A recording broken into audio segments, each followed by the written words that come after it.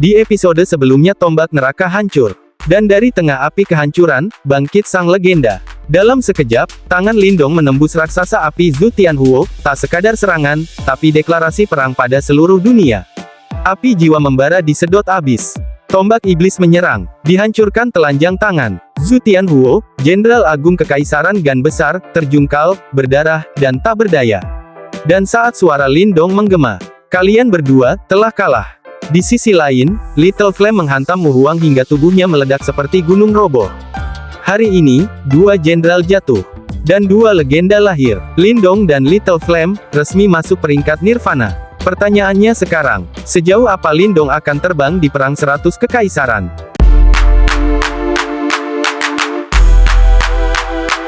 Langit yang tadinya penuh dentuman kini sunyi.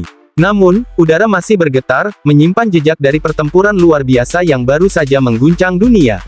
Dua sosok terhuyung-huyung di angkasa. Tubuh mereka koyak, darah menetes perlahan dari luka-luka menganga. Mereka adalah Zhu Tianhuo dan Mu Huang, nama-nama yang selama ini mengguncangkan wilayah dengan kekuasaan.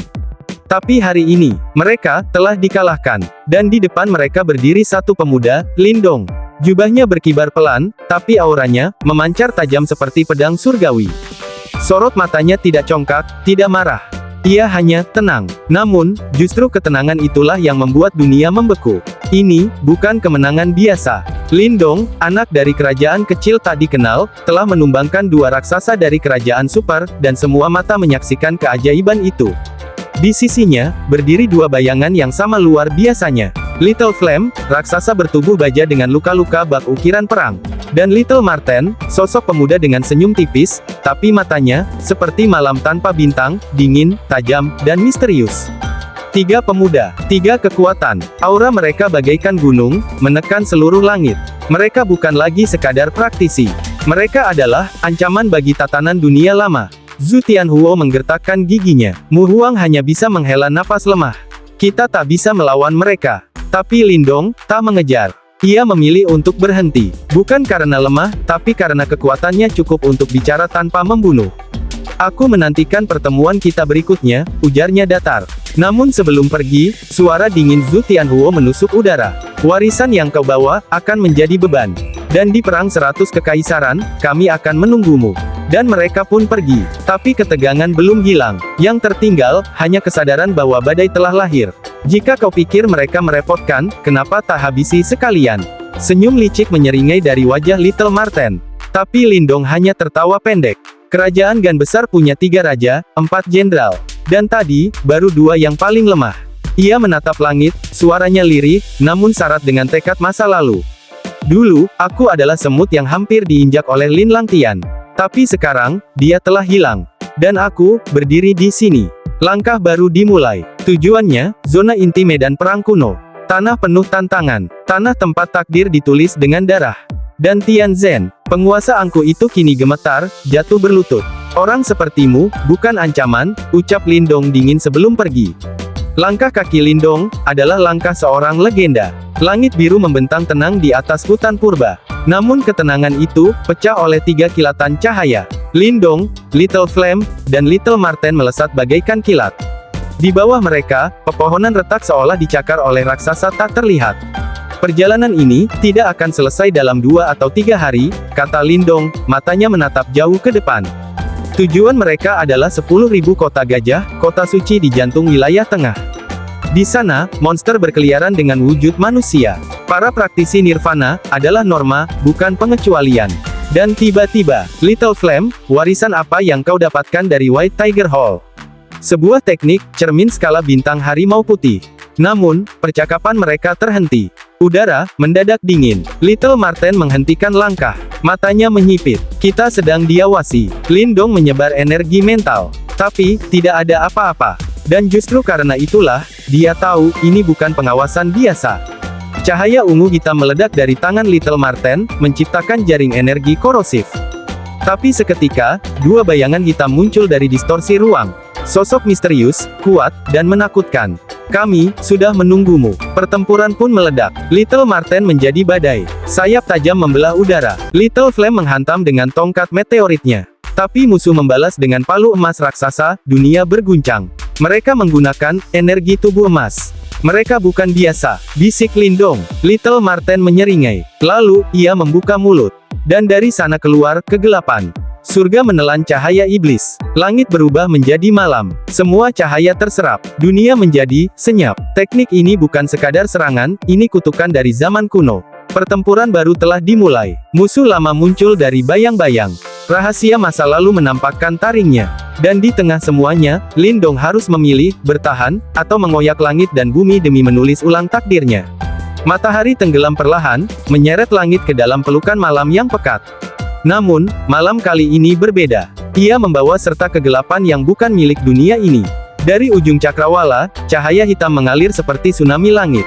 Ia menelan sinar mentari, menyapu langit dan bumi dalam keheningan yang mengerikan. Angin tak lagi berhembus ramah, kini ia menggigit, menggeram, seolah dunia akan runtuh kapan saja. Dua sosok berjubah hitam berdiri menatap langit yang menghitam. Mata mereka menyala tegas, waspada, dan sedikit gentar. Dia telah muncul. Kegelapan itu adalah tanda, ucap salah satu dari mereka dengan suara serak, menggema bagaikan gema di dalam gua neraka. Sementara itu, di pegunungan tak jauh dari kota Seribu Gajah, seberkas cahaya jingga dari api unggun menari-nari di antara pepohonan. Tiga sosok duduk mengelilinginya, wajah mereka tersembunyi oleh bayang-bayang malam, tapi aura yang mereka pancarkan, menggetarkan hati siapapun yang mendekat. Lindong menatap nyala api yang berkedip pelan, matanya tajam namun dalam, seolah menyelam ke dalam masa depan yang kelam. Di sampingnya, Little Marten menyeringai sambil menggigit sepotong daging panggang, dan Xiao Houyan hanya duduk tenang, namun ekornya bergerak pelan, menandakan naluri binatangnya sedang merasa gelisah. Apakah kalian juga merasakannya? Tanya Lindong perlahan. Little Marten mengangguk. Langit telah diracuni. Kekuatan Yuan berubah jadi liar. Ini bukan fenomena alam biasa. Ada sesuatu yang dibangkitkan. Tiba-tiba, suara lolongan panjang terdengar dari kejauhan. Suara itu bukan suara serigala biasa. Itu adalah suara yang menembus tulang, mengguncang hati, dan membawa rasa takut yang tak bisa dijelaskan. Suasana hening. Lalu Lindong berdiri. Mereka datang. Little Marten berdiri cepat, matanya menyipit. Musuh dari bayang-bayang itu akhirnya menunjukkan taringnya. Tanpa aba-aba, ketiganya menghilang dalam kilatan cahaya. Di tengah kegelapan yang makin pekat, sekumpulan bayangan bergerak cepat di antara pepohonan. Mereka adalah sosok-sosok misterius berjubah gelap yang berjalan tanpa suara, seperti hantu malam. Tapi malam ini, bukan hanya mereka yang berburu. Sesuatu yang jauh lebih berbahaya telah terbangun di kedalaman bumi. Di puncak bukit, Lindong berdiri dengan mantelnya berkibar ditiup angin malam. Di tangannya, cahaya halus melingkar seperti naga tidur. Ia menatap langit hitam dan berbisik, malam ini, kita adalah cahaya kecil yang akan menembus kegelapan itu. Dan tepat saat itu, cahaya petir menyambar langit. Sosok Lindong melesat, dan di belakangnya, Little Marten dan Xiao Houyan ikut menyusul. Pertarungan belum dimulai, tapi dunia sudah gemetar. Malam perlahan menyelimuti dunia dengan jubah kelamnya. Di bawah bayang-bayang langit yang berubah menjadi suram, udara terasa tegang. Kekuatan Yuan di antara langit dan bumi mulai bergejolak, seolah menyambut datangnya sebuah badai yang tak terelakkan. Di dekat api unggun yang menyala temaram, Lindong duduk diam. Cahaya bara menari-nari di wajahnya, membentuk bayangan yang membuat rautnya terlihat semakin tajam dan dingin. Di sisinya, Su Rou terbaring lemah, wajah mudanya memucat akibat racun yang merasuki tubuhnya. Namun bahkan dalam keadaan seperti itu, gadis itu masih mencoba tersenyum. Lindong hanya meliriknya sesaat, lalu menatap ke dalam api. Racun itu, tidak sederhana, pikirnya. Dan orang yang menjebaknya juga tidak lemah. Namun yang membuat hati Lindong sedikit terusik bukan hanya racun itu. Di kejauhan, dia bisa merasakan, sesuatu sedang bergerak.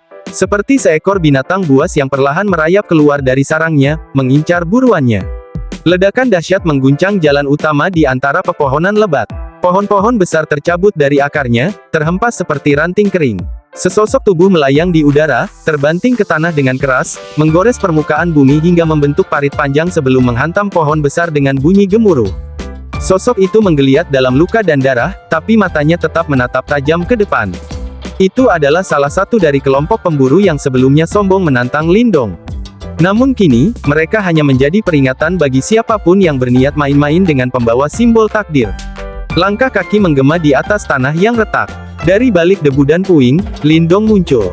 Pakaiannya berantakan, tapi tubuhnya tegap. Cahaya merah yang mengelilingi tubuhnya membuatnya tampak seperti dewa perang yang bangkit dari neraka. Kau pikir bisa melukai teman-temanku, lalu pergi begitu saja? Ucapnya datar, namun menggigit. 3 sosok muncul dari balik bayangan. Tawa mereka penuh ejekan, namun samar terdengar keraguan di dalamnya. Mereka adalah pemburu upahan dari aliansi surga hitam, terkenal kejam dan tak mengenal belas kasihan. Tapi mereka membuat kesalahan, mereka menyentuh Surou. Dan itu, adalah sesuatu yang Lindong tak bisa ampuni. Tanpa peringatan, Lindong bergerak. Udara meledak saat sosoknya melesat seperti kilat, tangannya menghantam salah satu pemburu dan menghancurkan pelindung Yuan mereka seketika.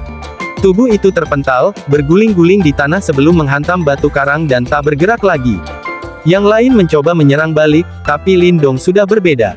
Simbol takdir yang melingkar di tubuhnya bersinar liar, kekuatannya menembus langit. Satu demi satu, lawan-lawannya tumbang, tanpa ampun. Ketika pertarungan berakhir, hanya ada sunyi. Asap perlahan menghilang, menyisakan siluet Lindong yang berdiri sendiri di tengah reruntuhan. Matanya tajam, namun penuh ketenangan. Dia berjalan kembali ke sisi api unggun, tempat Surou masih berbaring, kini sedikit lebih tenang. Dia duduk kembali, menatap bara yang mulai redup. Badai belum berakhir, tapi malam ini, mereka tahu siapa yang harus ditakuti. Langit kembali sunyi, namun udara membawa bisikan baru, tentang nama seorang pemuda yang membalikkan keadaan, tentang Lindong, sang pewaris simbol takdir yang tak akan membiarkan siapapun menyentuh orang-orang yang ia lindungi. Dalam sunyi yang menegangkan, Lindong hanya melontarkan satu kalimat lembut. Namun, dari balik ketenangannya, sesuatu yang mengerikan terbangun. Wajah polos dan jujur Little Flame, kini berubah. Kilatan bengis menyambar dari sorot matanya. Dalam sekejap, sosok raksasa itu bukan lagi saudara diam yang ramah, melainkan asura dari neraka, haus darah, dan siap mencabik musuh. Surou dan kedua saudaranya terpaku. Bahkan Sukui, yang biasanya penuh percaya diri, menggigit lidahnya sendiri. Ada sesuatu yang tidak biasa dari kelompok Lindong ini. Sesuatu yang mengerikan. Namun, Yanmo dari Kekaisaran Awan Angin hanya tertawa sinis. Banyak orang gila datang ke kota 10.000 gajah belakangan ini, tapi kalianlah yang pertama cukup tolol untuk menantang kami. Tangannya melambai, dan perintah maut pun dijatuhkan. Bunuh mereka, jangan sisakan satu pun. 4 sosok melesat seperti kilat. 2 di antaranya di tahap 3 Yuan Nirvana, 2 lainnya di 2 Yuan Nirvana. Mereka membawa badai kekuatan Yuan yang ganas, siap meratakan tanah di bawah mereka. Di belakang Lindong, Surou menjerit cemas. Namun Lindong hanya melambaikan tangan pelan, tanpa menoleh. Tanpa rasa takut, Little Flame telah bergerak. Tanpa kehalusan, tanpa teknik yang rumit, hanya kekuatan murni yang menghancurkan segala yang menghadang. Satu serangan, satu korban. Seorang musuh terpental jauh, tubuhnya menciptakan parit sepanjang 100 meter di tanah sebelum lenyap ke balik pepohonan. Tak ada waktu untuk bernapas. 3 musuh tersisa pun diserbu dengan serangan bertubi-tubi. Tiang logam menari di udara, memecah pertahanan emas mereka seperti kaca tipis. Teriakan kemarahan terdengar saat 2 praktisi 3 Yuan Nirvana melawan balik. Namun Little Flame sudah menjadi badai hidup. Bayangan tongkat menghujani dari segala arah. Tubuh-tubuh menghantam tanah, memuntahkan darah, dan menciptakan celah retak seperti jaring laba-laba di tanah. Sementara itu, Lindong hanya berdiri diam. Tenang, dingin, bahkan Mu Huang dari Kekaisaran Gan Besar pun dikalahkan olehnya, gumamnya. Orang-orang ini, mereka tak cukup kuat. Surou menatap langit dengan mata bersinar. Pipi memerah. Kagum, kakak Lin Yan, luar biasa. Lindong hanya tersenyum tipis. Kau juga punya kekuatan, Surou. Tapi ingatlah, kekuatan tanpa keberanian, hanya membuatmu jadi domba di tengah medan perang. Kau beruntung hari ini, tapi bagaimana dengan esok? Kata-katanya lembut, tapi menancap tajam. Surou hanya bisa mengangguk pelan, matanya penuh hormat dan ketakutan. Di kejauhan, 2 musuh terakhir ambruk. Little Flame melangkah maju, dan mengangkat tongkat besarnya, mengarahkannya langsung pada Yanmo yang kini tampak lebih pucat dari sebelumnya. Sekarang, giliranmu. Yanmo menggertakkan gigi, ketakutan mulai mencengkeram jantungnya. Tapi tetap dia mengancam. Kalian akan menyesal. Kalian akan jadi buronan Kekaisaran Awan Angin. Lindong hanya menjawab dingin. Masalah selalu datang, sejak kami menjejakkan kaki di medan perang ini. Dengan ketakutan menelan keberaniannya, Yanmo mundur, tetapi Lindong tak berniat membiarkannya pergi dengan tenang. Little Marten menyeringai, lalu, menghilang ke dalam bayangan. Lindong berbisik pelan, seperti mengucap kutukan dari kedalaman kegelapan. Karena masalah akan datang, kami tidak akan menunjukkan belas kasihan. Di sekeliling mereka, angin berhenti. Dunia menahan napas. Mereka yang melihat, takkan pernah melupakan nama Lindong dan api kecil. Dan bayangan yang melayang di langit hari itu, bukan milik manusia biasa.